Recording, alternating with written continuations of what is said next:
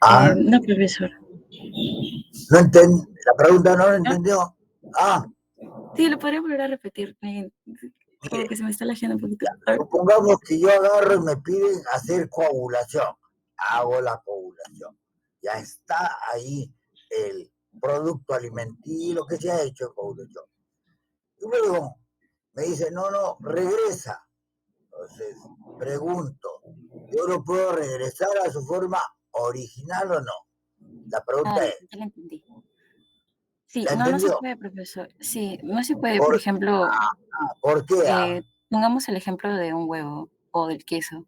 Cuando está coagulado no vamos a poder regresar a su estado original. Por ejemplo, el huevo a su estado líquido y transparente, porque ya La, está en su estado sólido y blanco, o el queso, la, que no va a estar en su estado líquido. muy bien, porque coágulo, el queso, la misma, la misma gelatina. Entonces, en la cual van a ver ustedes cómo son formas moleculares de unión de entre aminoácidos y otros, intervienen factores de temperatura, por eso que la gelatina, usted ve que primero se echa agua hirviendo para disolver todo y después se deja agua fría y luego se deja enfriar, ¡pum! Automáticamente va. Pero cuando yo quiero regresar a su forma original, muchas veces ya no, ya se descompone en el sentido, su estructura molecular ya no se vuelve a usar. O sea que, salvo que se confunda con uno que es la parte, digamos, ¿no me dice usted cuando se pone al hielo arriba y se pone duro? Pero eso no es lo que hemos querido de coagular. Una cosa es que se haga por la densidad del hielo y otra cosa es la coagulación. Y lo que usted ha dicho es perfectamente bien. Ya, Chaca, muchas gracias. A usted, profesor. Ya, doctora, está bien para Ya, el grupo. ya, muy bien. ¿Algún profesor más que quisiera hacer pregunta? Yo quería preguntar al grupo, hemos visto, escuchado en ustedes aspectos positivos, se puede decir favorables en respecto a mejorar el perfil nutricional, ¿no? De la calidad de los alimentos, con diferentes productos que he escuchado la participación de sus compañeros con zanahoria, frejol, con otro tipo de alimentos también, ¿no? Tanto mejorando la fibra y el contenido nutricional, principalmente de proteínas. También por ahí hablaron algo de el aporte de carbohidratos y fibra, ¿no? Y entonces estoy escuchando muchas bondades de estos extensores de alimentos, de extensores cárnicos.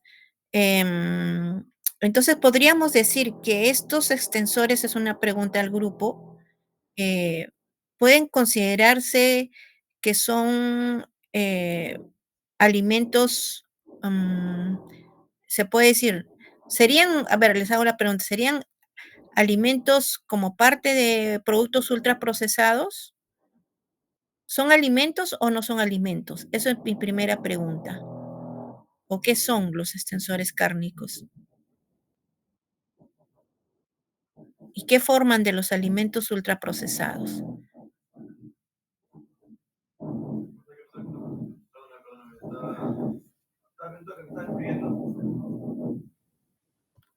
Al ser extensores cárnicos, ¿podemos decir que son alimentos? A ver. ¿Me escucharon? Uy. Romina, a ver. Sí son alimentos, profesora. Hasta incluso los mismos extensores, como por ejemplo la soya texturizada, se puede consumir por sí sola y se tiende a consumir sobre todo en dietas vegetarianas o veganas, como un sustituto total de la carne, ¿no? Y a comparación de los alimentos ultraprocesados, se podría considerar que depende, porque un alimento ultraprocesado también son sustancias derivadas de los alimentos, pero lo que lo distingue es que contienen por ejemplo, añadidos distintos, como son los azúcares, las grasas, o los aditivos con colorantes, saborizantes, estabilizantes. Se podría decirte que dependiendo, por ejemplo, los embutidos sí vendrían a ser alimentos ultraprocesados porque contienen y tienen un proceso distinto, ¿no? Pero depende mucho de la preparación. Si es relacionado con respecto a la industria, o sea, si es un embutido no casero, sino un embutido derivado de una industria, pues sí podría considerar un alimento ultraprocesado a comparación de uno que solamente sería, ¿no?, de un carne más el extensor. Ya, pero ahí estás hablando de la salchicha o del embutido. Ujú. Esos sí serían alimentos que pueden ser ultraprocesados. Pero el extensor cárnico no es un alimento, es un ingrediente. Es un ingrediente que puede ser parte proteína de suero, fécula de papa o algún componente de los frijoles, por ejemplo, ¿no? El almidón, que va a dar textura o va a dar ciertas particularidades en la calidad de los productos, ¿no? Pero en sí forman parte del alimento. O sea, es como un componente o un ingrediente, pero no es un alimento, ¿sí? Eso quería solamente aclararles. A ver, profesor, sí, quería Sí, comentar algo. sí, agregar lo que usted ahora este último dijo. Cuando decimos él, o sea, el que va a agregarse, no es, pero ojo, todo el producto para poder llegar a eso se tiene que procesar. A veces se procesa, digamos, bastante, poquito, depende del tipo de agregados que se le hace. Pero, ojo, la pregunta es fisiológica, o sea, la fisiología. ¿Por qué la pregunta es? ¿Por qué los alimentos proteicos se quedan como mínimo 4 horas en el estómago? ¿Y por qué el resto de agregados o extensores pasa? Por ejemplo, si es almidones, pasa rapidito, no se queda en el estómago porque no requiere de qué, del jugo gástrico del estómago. Pero las proteínas sí, porque las proteínas son de estructuras complejas y hay que romper muchos enlaces peptídicos. Por eso que se queda entonces el, el tipo de extensor cárnico depende de muchas sustancias que se ha agregado. Algunas fácilmente digeribles, como ocurre pues con las salchichas que lleva qué cosa, más del 40% de almidón. Por eso que dice, la norma técnica, digamos, aconseja que se agregue maicena, correcto, pero solo el 40%. Y el resto ya, todo lo que es proteína. Pero cuando nosotros vamos y compramos la salchicha en el mercado central, van a ver, esa salchicha tiene cosa, 80-85% de maicena. Y entonces y no va a quedar mucho para poder el estómago empezar a trabajar. Entonces el estómago tiene que trabajar como debe ser, con toda su secreción gástrica. Por eso es que la proteína, cuando se denaturaliza, tiene que tener tiempo y la acción de ese jugo gástrico. Ya, lo que Muy usted bien. dice muy bien. Yo creo que depende del tipo de extensor cárnico que lleve. ¿Ok? Muchas gracias, profesor. Entonces, estamos No, concluyendo con los dos seminarios. Un fuerte aplauso también para este segundo grupo, del grupo aquí es jueves, un aplauso fuerte. grupo 4. Fuerte o aplauso. Ah, ya, muy bien. Muy bien. Doctora Doctora Bruna, Dextre, muchas le voy a dar gracias. la palabra. A ver, chicos, ya están Ah, ya está felicitando la a los doctora. Sí, solamente Está la doctora para... Dexter. Sí, doctora, ¿qué tal? ¿Me escuchas? ¿Me Sí, escuchan? sí. Sí, ya. ¿Qué tal? Buenos chicos, ¿qué Muy tal? bien, doctora. Sí, jóvenes, justo coordinando con la profesora, la doctora Sisi y el delegado del curso Akira, en vista de que algunos estudiantes todavía tienen debilidades en cuanto a encontrar artículos de alto impacto que va a nutrir a los seminarios que todavía les falta por exponer. Entonces, justo he coordinado con el Che Joaquín Aguirre, que él es investigador y maneja muy bien la base de datos de revistas. Entonces, no sé si el Che Joaquín puede prender su cámara. Él nos va a dar una clase el día martes 14 de octubre justamente sobre cómo buscar estos artículos y ustedes tengan la tranquilidad de lo que están ustedes presentando, está acorde, ¿no? A lo que necesitamos, el nivel que necesita que ustedes tengan conocimientos actualizados. Che Joaquín, ¿me escucha? Ay, creo que no. Hola, ¿cómo están? Muy buenos días.